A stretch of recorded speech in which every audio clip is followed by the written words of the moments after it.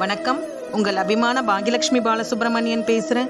இன்னைக்கு 108 திவ்ய தேசங்களில் திருச்செம்பொன் செய்கோயில் எனும் திவ்ய தேசத்தை பற்றி தெரிஞ்சுக்க போகிறோம். ராமனால் ஆராதிக்கப்பட்ட பெருமாள். ராமனுக்கு ராவணனை கொன்றதால் பிரம்மஹத்தி தோஷம் வந்தது.